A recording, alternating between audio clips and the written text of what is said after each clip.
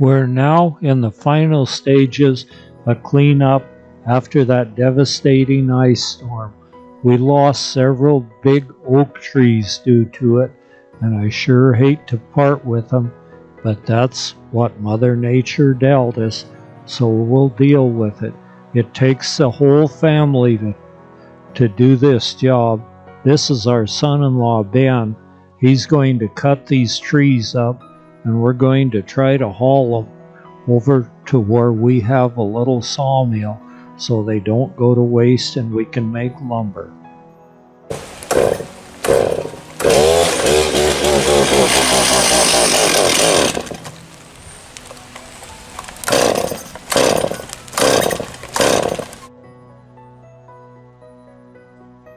I'm super anxious to get that sawmill going on these oak logs and make some really nice oak lumber. I'm excited about the things I can build out of the oak lumber. First, I have to let it season for about a year. You sticker it and then cover it with hay or something so it doesn't dry out too fast and check. Ben has brought his tractor so we can move these logs around and load them to take them to the mill. But we have a little unforeseen problem. I don't know whether the logs are too big or the tractor's too small, but it doesn't seem to be working all that well.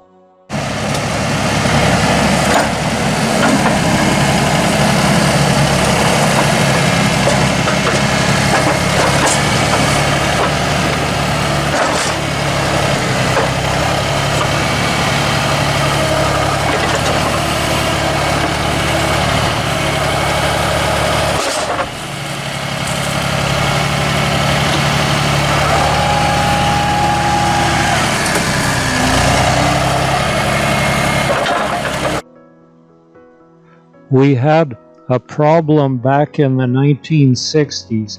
It was the Columbus Day windstorm, and we lost several oak. So we had an old dump truck on the farm, and I snaked these logs up in a tree and backed the truck under them and hauled them to a sawmill. And I have built numerous things out of that. Some grandmother clocks. I built a really nice big boat. The framework was all oak, and many other furniture items and wheelbarrow handles. So I'm anxious to get some more sawed so we can see what we can build.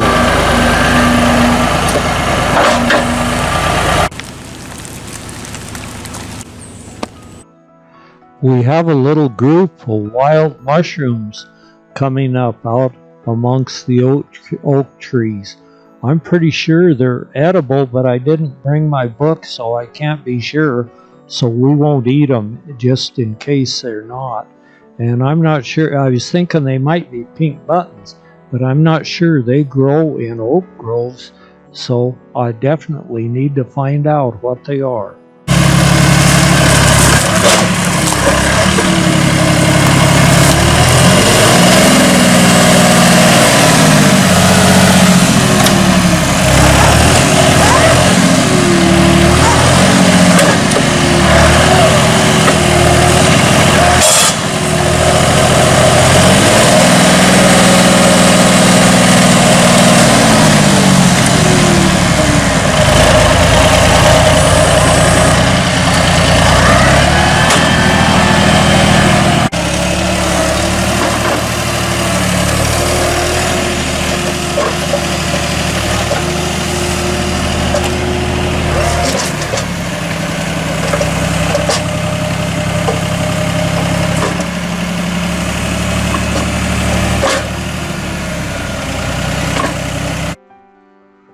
We can saw even some of the shorter oak logs, and they'll make nice furniture or something like that.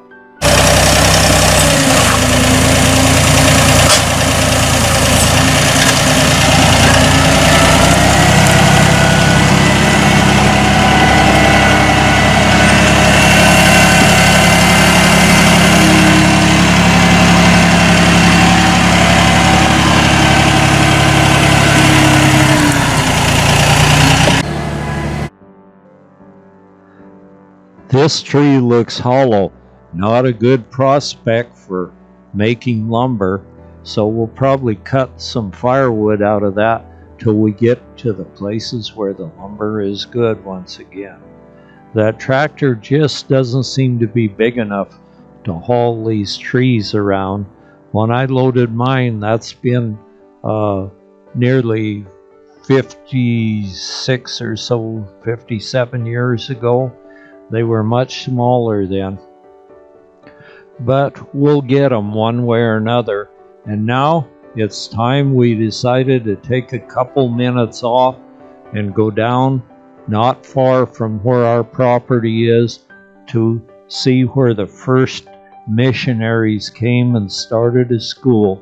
It's called Willamette Mission, and it's in Mission Bottom, which is some of the very best farmland any place. We drive down the road looking at the crops, and they're looking really good this time of year. There's grass seed and hops and all sorts of other crops growing on the way down to the Willamette River. Past the old rock and gravel pit where we used to get our concrete and a lot of our gravel from. It's changed somewhat in the last 60 years. Then we go past acres and acres and acres of new hazelnut trees that used to be called filberts, and they're one of the main crops that we see growing in the Willamette Valley now.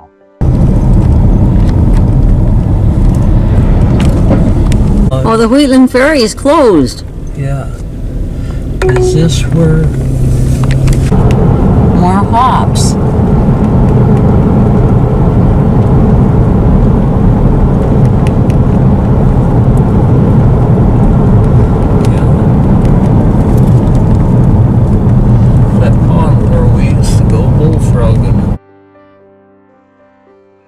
Marge has even picked hops by hand, although they use machinery on them now.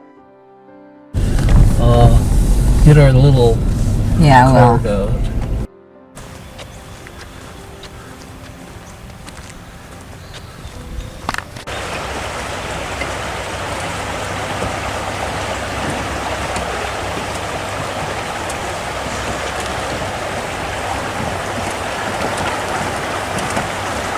The boat ramp is new to me. I've never seen it before, so I'm going to walk down and take a look at it.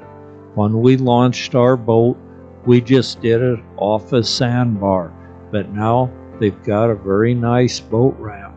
Looks like it might be a little tricky with some of the currents of the Willamette River running in, and then at the end of it, it's a bunch of signs telling you what not to do as the Willamette River roars by at pretty high levels, almost to flood level, which it floods on a regular basis.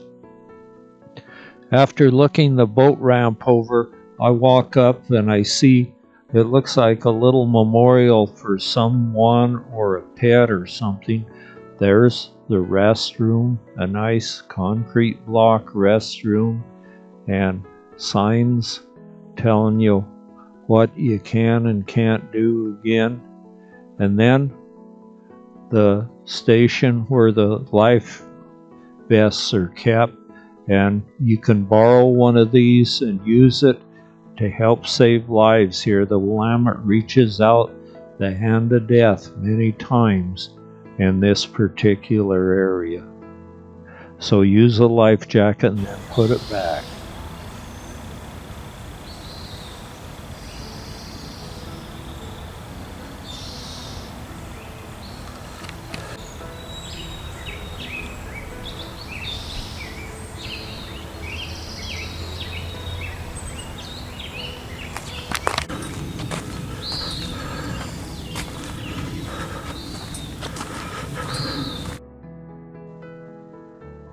I'm going to hike around and see what I could see.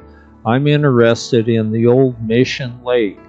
And we used to go down there and go bullfrogging of a night in the summer and catch a bunch of these bullfrogs and take them home and cook them and eat them. And they were really, really good. So I'm going to go down there. We haven't done that for years, but I'm going to go down and see if I can see the Mission Lake and see if it looks like it would still be good bullfrogging. The gate is closed and we can see the Wheatland Ferry tied up over across the river. Marge used to use this ferry to cross the river to go on the other side to pick different crops during the summer, and she'd ride this ferry across twice a day. At that time they charged nothing, where now there's a small fee, and the Wheatland Ferry is only one of 3 ferries that are left on the Willamette.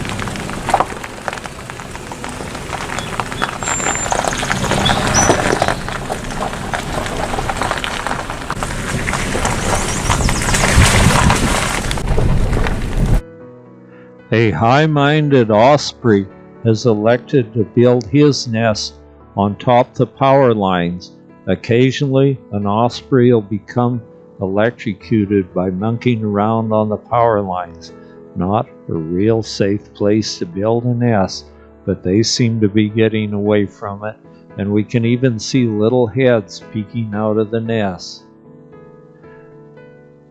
We're going to look around at some of the trails. I'm still looking for Mission Lake, and here's the wild cucumber or man in the ground.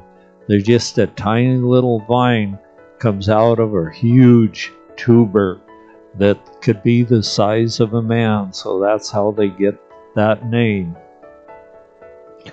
We see several of them coming up, and then some of my favorite flowers, wild roses, are in bloom along the edge of the little trail.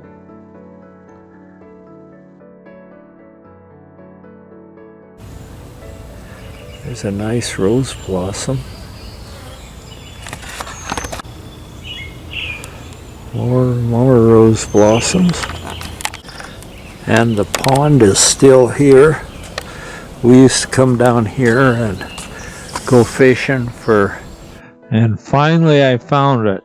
Here it is, the lake where we used to go down and catch bullfrogs at night with a flashlight, and then we'd take them home and cook them and eat them. My kids were just small at that time, and they'd fight over them. They were so good. The parks have built a very nice trail right where this lake runs back into the Willamette River. And then there's cottonwood that's huge. These are the black cottonwoods, and some of the biggest any place are grown here in this floodplain. Here we can look across and see the old Wheatland Ferry from a different angle, and some of the wild blackberries are blooming their heads off on trail's edge as we move up.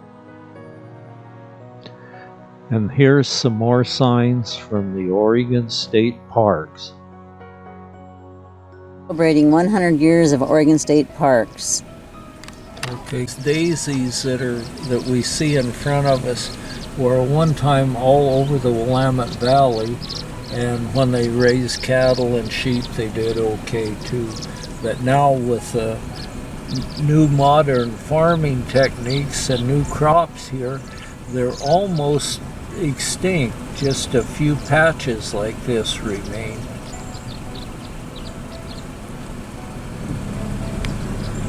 And what does it say about Willamette River Restoration Project.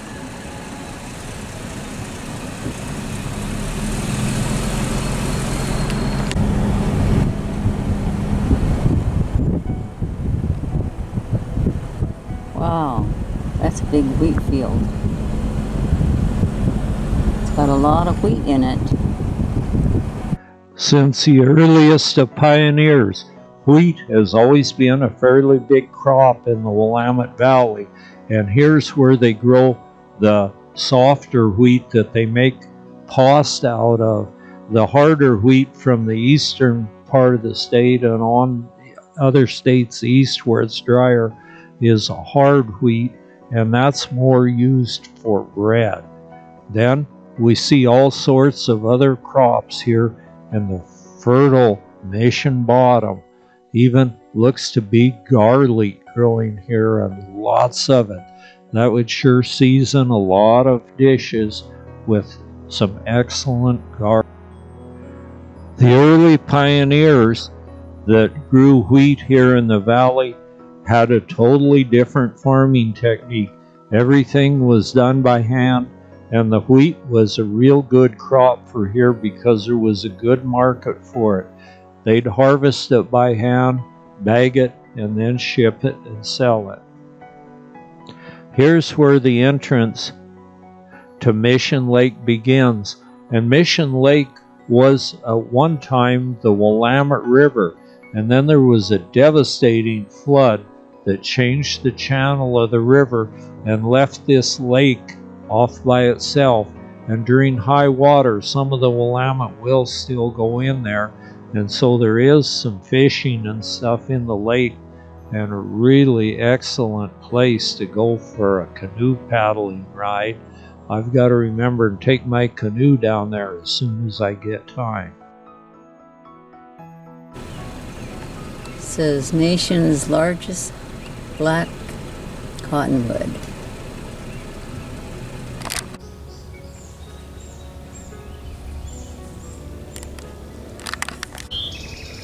And that must be the largest cottonwood in the nation.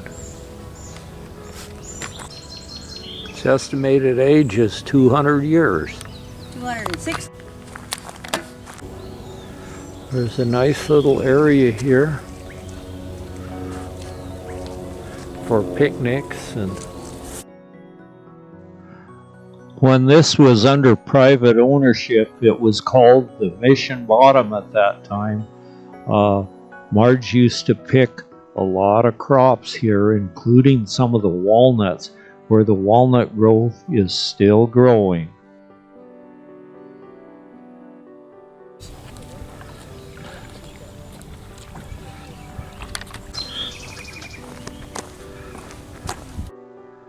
We went down and took a quick look at Mission Lake and the boat ramp. Next, we're going to take a look at the walnut grove. Although I don't think these are the trees that Marge picked, because it looks like they're just plain not old enough, and they don't look in too good a shape. The parks isn't taking good care of them like the private farmers did, so they're probably not producing as many walnuts, and probably they're wormy, but just the same, there's still a lot of these nice English walnut trees here growing all over this little meadow. It was very near here where the first mission west of the Mississippi River was built, and they built an Indian school here, which was a single room building, but they had about 20 Indian kids enrolled in it, and then the floods would come and wash it out, so they eventually moved it up to Salem, Oregon, and it is still in operation. It's called Chemeketa Indian College, and so it's grown to be really large now and quite a nice place. There's a group campground here where groups can camp, and there's a bunch of vehicles here that say Friends of Trees on it. That looks like a good place, and it's an excellent spot for bird watching.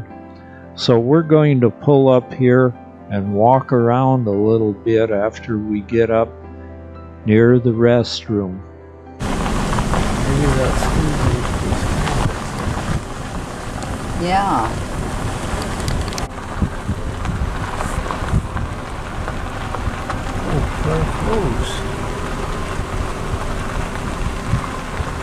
Oh, that's the park post. Park post. Dee and Debbie. They've even got a park post.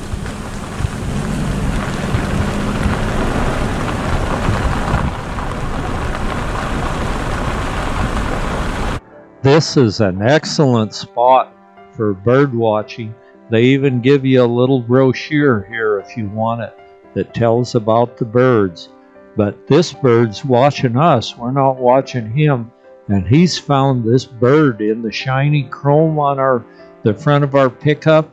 And there's a bird in there that's trying to pick a fight with him. And he's an ornery bird. He's going to have to really work him over. He just keeps pecking at him with no luck. He's one tough customer back under that chrome, but he's going to work and see if he can get him. He's working at it real hard, and this is a male western bluebird, and they're mating here, and when they're mating, they're one of the more aggressive birds. So he'll keep working on it and working on it and working on it, and pretty soon the little female will fly over here and try to talk some sense into his head.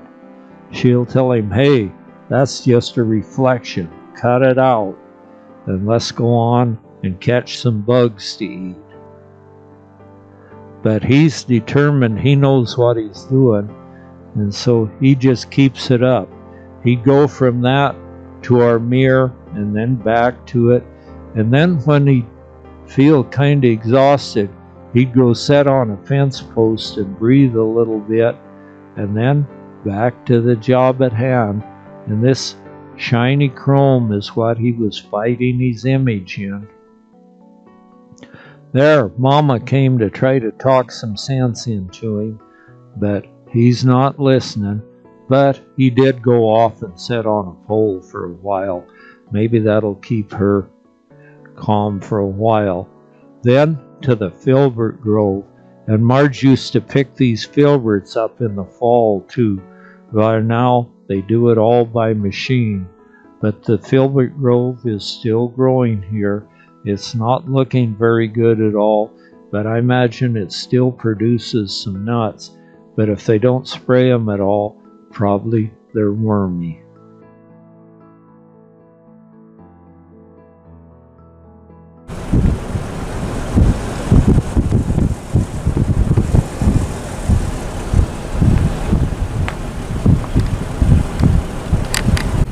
The school buses.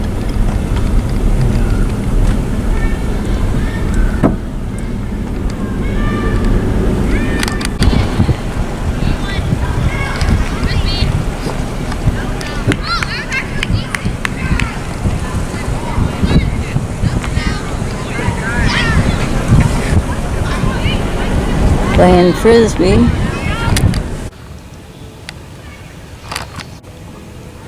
Filbert Grove. It says, you are in cougar country. Report all sightings to park ranger. Early years. It began with highway waysides and 5 acres of donated land. By 1950, Oregon had set aside more than 57,000 acres. Oregon State Parks, 100 years. Recreation era begins. Demand for recreation soared after World War II. Campgrounds went from blueprints to hardscape in record time.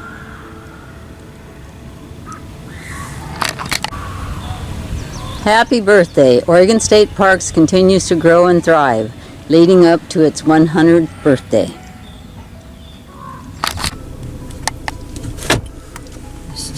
There's Mount Hood. As we leave, we see Mount Hood standing tall in the background as we head out past the hot fields and the other farmland of the Willamette Valley and the Mission Bottom. So we're going to head back home and get back to work. it was well worth it to go down here for a few minutes, and maybe we'll have that job done pretty soon and get some more time to go out and do a bunch more of these things, which there's a lot of this right in the Willamette Valley. Even though it's close to the population center, the opportunity's still here. And we had to go to Salem and get some building materials, so we went by where the iris fields are, and we see a few of them still in bloom, all different colors, and they just smell super good. And they're really some beauties of flowers right alongside the road for all to see, for no charge or anything. You just go by and look at these fields of iris. They grow them here in this excellent soil to